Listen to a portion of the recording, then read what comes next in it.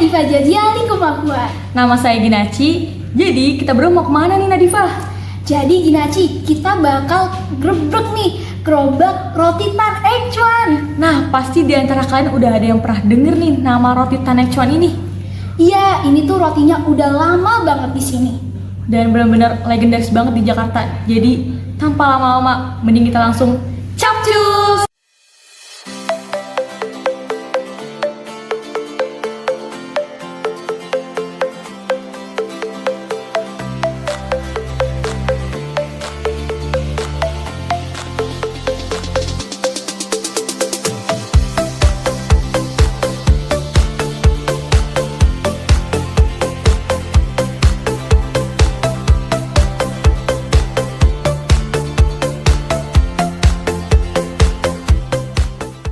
Halo, selamat sore. Dikabarkan dari Jalan Cikini Raya di depan gerobak roti Tan Ek Cuan, saya Ginaci akan mewawancari Bapak penjual roti Tan Ek Cuan sendiri bernama Bapak Juanda. Ayo kita Bapak Juanda yuk, ayo let's go. Seperti yang sudah kita lihat bahwa roti Tan Ek Cuan ini udah ada sejak 1920 kan. Nah, tapi saya ingin menanyakan bahwa Bapak ini jualan dari tahun berapa sih Pak? 85-an. Ya kurang lebih udah. Ya, Bapak ini udah jualan sejak tahun 85. Berarti udah sekitar mau 40 tahun ya, Pak ya? Alhamdulillah ya. Seorang sama Bapak juga masih sehat, alhamdulillah. Terus emang siapa sih Pak ya pelopor pertama yang jualan ini roti Tan Ek Cuan ini? Bapak tahu nggak? Kurang tahu. Bapak berarti pertama kali kenal nih, kayak misalnya udah ada nih roti Tan Ek Cuan, Bapak pengen tertarik pengen jualan itu tahunya dari siapa Pak? Tahun dari orang tua lah. Ya orang tua dia ada. Gitu Bapaknya turun temurun ya Pak ya, jualan terus udah meneruskan dari orang tua terus Bapak. Terus pertama kenapa Bapak milih jualan roti Pak? Misalkan kayak Bapak suka roti gitu Pak?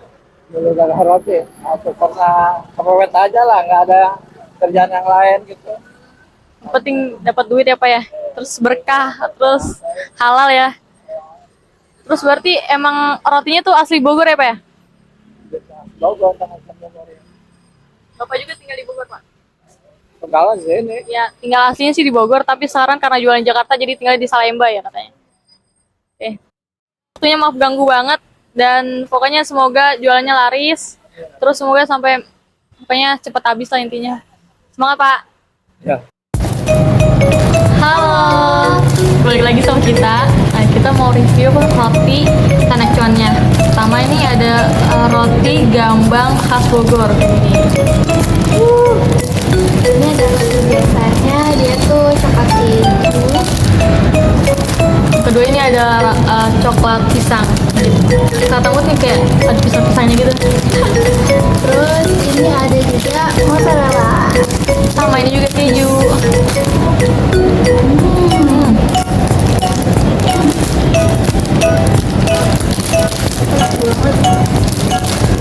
Nggak tahu sih teksturnya apa tapi adonannya juga kayaknya deh. Enak. Kamu udah punya apa? Jadi ini rotinya saya tuh sangat lembut itu dibanding roti yang aku coba. Terus rotinya tuh kayak beda sama yang lain, itu rasanya kayak khas gitu loh. Gak bisa jelas kata-kata karena ini enak banget. Nah, setelah kita mencoba berbagai macam roti Tan Ek Cuan yang sangat lezat tadi, sekarang mari kita masuk ke sejarah roti Tan Ek Cuan sendiri. Pasti pada penasaran kan?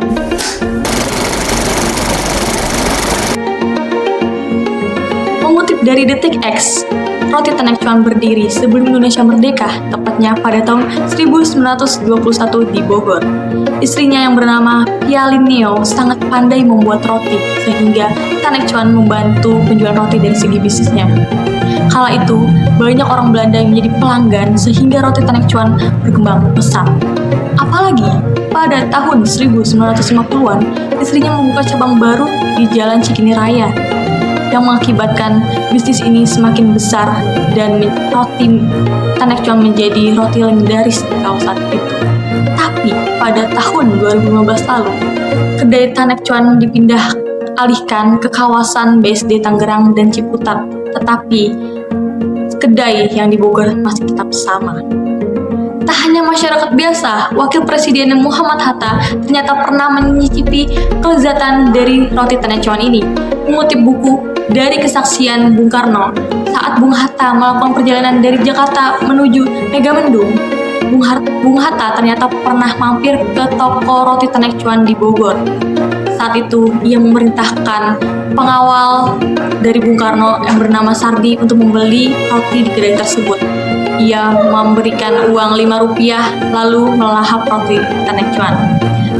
Pada akhirnya, setiap Bung Hatta melewati Bogor, tak lupa ia pasti akan mampir dan membeli roti Tanek Cuan.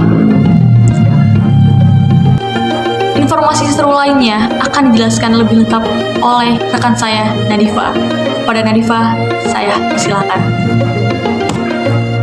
Terima kasih Ginaci.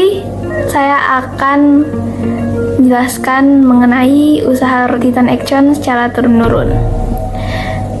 Pada sekitar tahun 1950, Tanek Cuan meninggal dunia. Oleh karena itu, istrinya Foligno melanjutkan dan mengembangkan usahanya lebih lanjut.